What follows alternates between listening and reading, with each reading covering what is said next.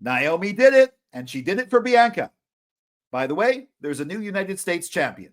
These are my assorted thoughts on the March 7th, 2025 WWE Smackdown. Welcome to Silo Voice Wrestling on YouTube and the Silo Voice Wrestling podcast, wherever you get your podcasts. I'm Jason C. McLean.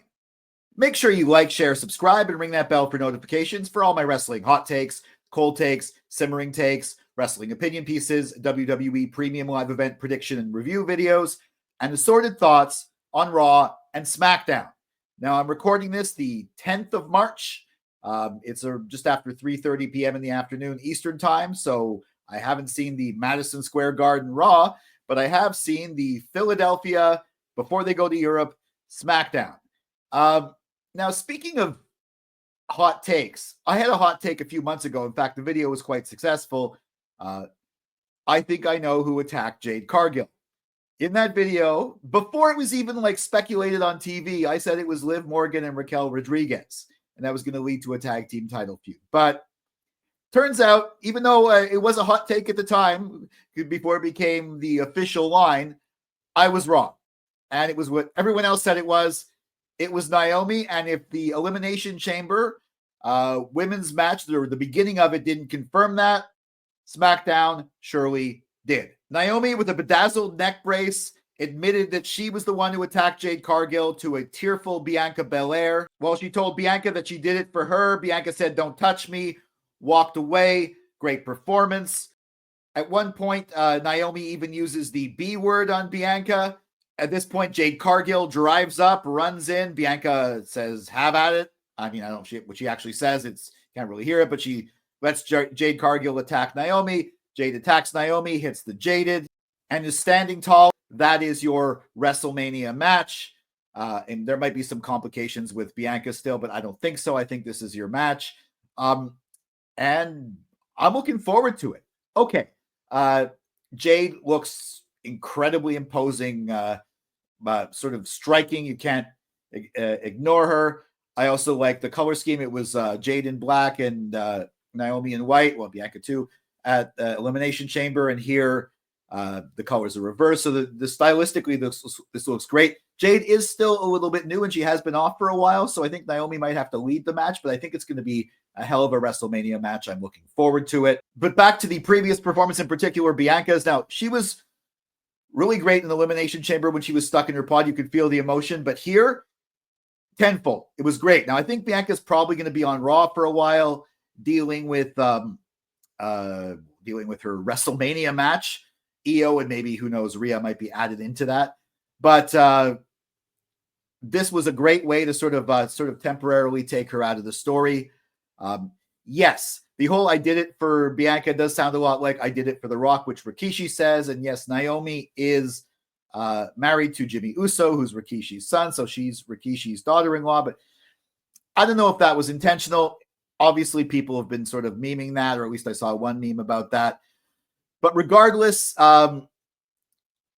saying she did it for Bianca could potentially lead to a Bianca heel turn at some point. But I think for right now, she's just going to be one of 2 or 3 baby faces in that match. And maybe this is setting up for later, but incredible performance, which I ate up, and the Philadelphia crowd ate up as well too. And I'm glad we have at least official resolution on this whodunit. Of course, Liv Morgan is still keeping herself part of the story with a series of social media posts. She said that Bianca owes her an apology, but she'll wait. She also made a point of saying, if I had done this, I would have taken a selfie. And, how could anyone think Liv did it? Well, I thought Liv and Raquel did it, but she's absolutely right. She would have taken a selfie. I think the fact that she's sending these social media messages, obviously for the time being, Bianca's in a completely different story than Liv. I think maybe Liv and Raquel. Who knows? Maybe against Damage. Maybe Asuka's going to come back, and I'm not really sure where Liv is going to be for WrestleMania. I hope she's part of it in the main match. But I think after Mania, especially if Bianca wins the championship, Liv might be her next opponent, sort of laying the groundwork here with these series of passive-aggressive tweets or X's or whatever. I'm glad Liv Morgan's keeping herself part of this story, even if it reveals the fact that I was kind of silly for thinking she could have done it in the first place. LA Knight versus Shinsuke Nakamura for the United States Championship was a solid match. until it got weird. While attempting to mist LA Knight, Shinsuke Nakamura accidentally misted referee Charles Robinson. Now, that's not the weird part. That happens all the time. Neither is the fact that Knight went for the pin right away and there was no referee to count. He hits the BFT on Nakamura, pins him again. No one to count. A referee starts running down. We've seen this happen before. 1, 2, we've seen that before, but usually this is when, after being down for 10, a 10 count, the 1, 2, the opponent would kick out. But no, 1, 2, 3. Shinsuke Nakamura loses. LA Knight is your new United States champion. Now, when I was putting together this show yesterday, about like a day or so after, well, I guess like a day and a half after I saw SmackDown, I'm thinking, okay, so I'm going to lead with the Bianca or with the Naomi. I did it. Oh, I got to talk about Randy, his promo Cody.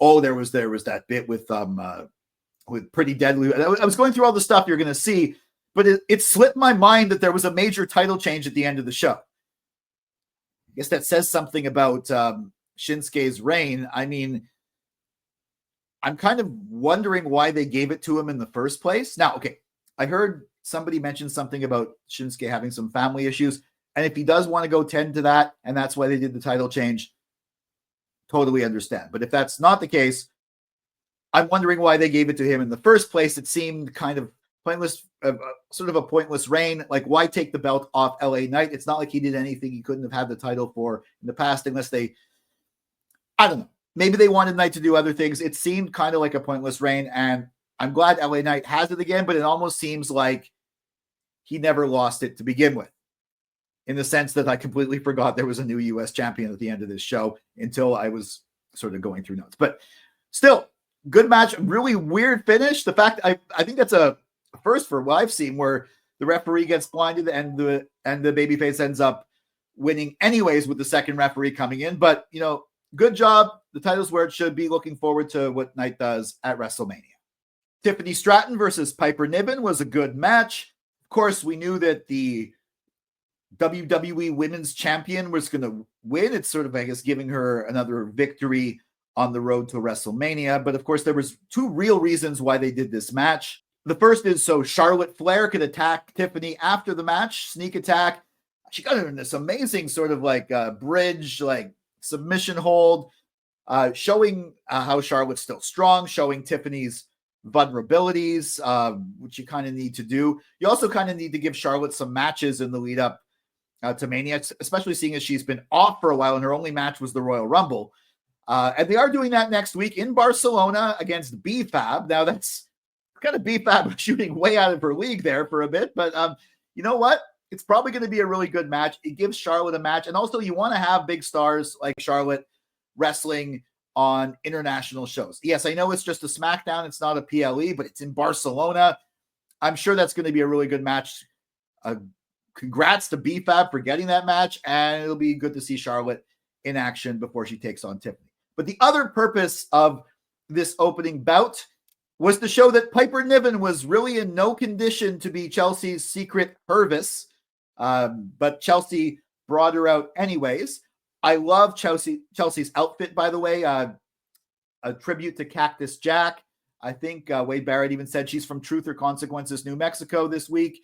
The Cactus Jack t-shirt, because it was a hardcore match. It was a hardcore match for the Women's United States Championship against Michin. Now, even though I wish Chelsea would fight someone other than Michin, the match itself, the street fight, sorry, I called it a hardcore match because I'm thinking Mick Foley, hardcore legend, but this street fight was actually quite enjoyable to watch.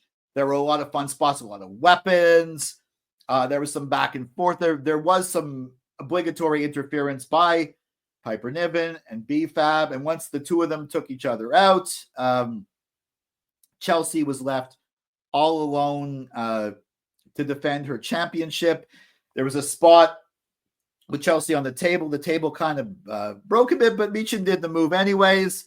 And I was worried that Chelsea might actually lose the Women's United States Championship to the person she won it against the first time without having really another feud. And I was like, oh God, but still I was enjoying the match. But it was worth it because some hooded figure interrupted the pin, pulled Chelsea out of the ring, and attacked Michin, Chelsea on top of her. 1, 2, 3. And we find out that former Scottish witch Alba Fire is now part of Chelsea's secret Hervis. I love this. I love that they're really building a whole unit around Chelsea, which is great. And also the fact she's also Scottish. Chelsea, and so is Piper Niven. Chelsea's Canadian. If we can find somebody else from a different country that's not the United States, an entire like Secret Service, Secret Hervis for a Canadian United States champion. I think this is funny. This is great. And I love this whole like Chelsea Green faction. I want maybe even put an American in it. I don't know. I don't know who the next member of the Secret Hervis is going to be, or if we're just going to go with these two for a while. I think these skits are going to be great. Long may she reign, Queen, not Queen Chelsea, but United States champion Chelsea. As a fellow Canadian, I don't know. Anyways, I think this also means Chelsea Green and this whole entourage is going to be part of a match at WrestleMania, which I'm really happy for. Cody Rhodes came out with a black eye. I think the internet has it that was due to Travis Scott's little sort of stiff attack on him during the aftermatch on Elimination Chamber. But he addressed John Cena. Really passionate Cody, fired up Cody. Really good promo. He said that the belt wasn't heavy at all. It was light, which was a good thing. I don't know if that's why he was holding it upside down. Like visual with the he was holding the belt upside down. I don't know if that was an accident or if that was just to show how light it is, just sort of picking it up. It's an interesting sort of take on it that it's that everyone says that the belt is heavy. He's trying to show it's not weighing him down and he's ready for John Cena. It didn't do the same thing that like what Cena did and what The Rock did, whatever, on at Elimination Chamber. It didn't have that impact, but it still continued to build. I'm sure at some point we're going to get a Cena promo, but you know what? Just Cody coming out defiant by himself. I think that's what we need. That was a good promo. But of course, a promo I enjoyed even more that also touched on John Cena was Randy Orton's promo at the beginning. I mean, obviously his main focus was to talk about Kevin Owens, but I love how he got in the line that Cena went from being always on the top to a bottom for The Rock, gives new meaning to the term rock bottom. Ooh, a little blue there, Randy. But he, of course, turned focus back to Kevin Owens, talked about how he was just beating up Sami Zayn because of his insane jealousy and wasn't for any practical reason. Basically saying that all the heel things that Randy Orton, did were for a practical purpose. And Kevin Owens was just doing it out of jealousy with no practical purpose. Very good point. And his last line was I'm going to prove to everyone that Pat McAfee is only the second best punter in the WWE. So yeah, we're going to be looking forward to that punt kick at WrestleMania. This is building Orton and KO. I hope Sami gets a good match at Mania, but Orton and KO, definitely looking forward to it. And this was a great promo from Orton, a welcome back promo to start off SmackDown. Solo Sikoa versus Braun Strowman was a decent match. Of course, it was really just to set up that DQ finish and to set up Jacob Fatu coming out and them wrestling all around the arena, teasing a potential, call it a street fight. I'd say I would like them to do an actual hardcore match where the falls count anywhere. I know they don't like doing that because it's not good for the people in the arena because they have to watch the finish on the screen. But I think the two of them in I guess a Triple H Attitude Era style all around the arena match is something that was teased very well here. Something I'm definitely looking forward to. I wanted to see Jacob maybe against Solo, but against Braun Strowman, if it's that hardcore match, it could actually be very enjoyable. And of course, Jacob Fatu is really getting over. The problem, I think, is that the crowd was chanting Fatu, Fatu when he was versus Braun Strowman, and Strowman's supposed to be the babyface. Maybe Jacob's going to be a babyface sooner than we think.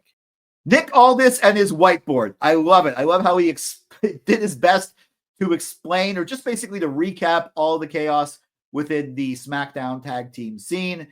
I mean, he made it look more chaotic than it actually was. It was just basically people running in, this and that. But it was a good recap for maybe people who haven't been following to set up what's going to happen next week in Barcelona. We've got DIY defending against the Street Profits. I don't know who's going to win that one, but I'm really happy with the result of the triple threat match. Motor City Machine Guns versus Los Garza versus Pretty Deadly. Pretty Deadly won. They snuck out a victory And I think the reason why is because their match against whoever wins next week is going to be probably on one of those. I think there's going to be a SmackDown in England. There's definitely going to be one in Europe. There's a bunch of Raws and SmackDowns are coming from Europe. I think one of the SmackDowns is from England and Pretty Deadly are from England. So maybe have them have a championship match, maybe even win the championships in England. I like the fact that Pretty Deadly, even if it's for that purpose, is getting some play, some credibility. They're more than just a joke tag team. So very happy with that result. Drew McIntyre versus Jimmy Uso, the rematch was just basically a good match, but it was a way to get, I guess, Drew get his heat back because Jimmy had beaten him before Elimination Chamber. Because Drew took his eyes off the prize. That's the story of Drew. He takes his eyes off the prize. He didn't this time. He won. But of course, it was to get Damian Priest out there. He had attacked Priest at the beginning of the show. They had that bit in the Elimination Chamber. They're clearly going Drew versus Priest for WrestleMania, and they're doing their best to build this up. I am not that excited about this match, or I haven't been, and I'm still not that excited about this match. But you know what? They keep building it like this. They might get me excited. They're both very competent, very good performers, and they'll both deserve to be on WrestleMania. Hopefully they can build the excitement around this match. Good small steps, but maybe not enough yet. We'll see where this goes. And these were my assorted thoughts on the March 7th, 2025 WWE Smackdown. Smackdown from the scene of WrestleMania, Philadelphia, Pennsylvania. I enjoyed the show. I enjoyed the big moments. I still think 3 hours is a little long for SmackDown. Last SmackDown, the go home, which I didn't have a chance to do a proper assorted thoughts on, I noticed that having like the like a whole tournament, basically leading up to LA Knight winning and having all three matches of the tournament and even the tournament semifinals in the same show was a good use of a 3-hour show. This one, not so much, but the moments were good. It was still a little too long. We're going to see where it goes, but I did enjoy this SmackDown. Did you agree with my assorted thoughts? Do you agree? Let me know in the comments. Follow at Silo Voice Wrestling on Facebook and Instagram, at Silo Wrestling on X, and me at Jason C. McLean on X and Instagram. And once again, make sure you like, share, subscribe, and ring that bell for notifications. I'll be back with my assorted thoughts on Raw, maybe a hot take video. I know turned out to be wrong in the last one, but at least that was several months after the video was made. So maybe I won't be proven wrong, or I'll be proven right with this one. For Silo Voice Studios in Montreal, I'm Jason C. McLean.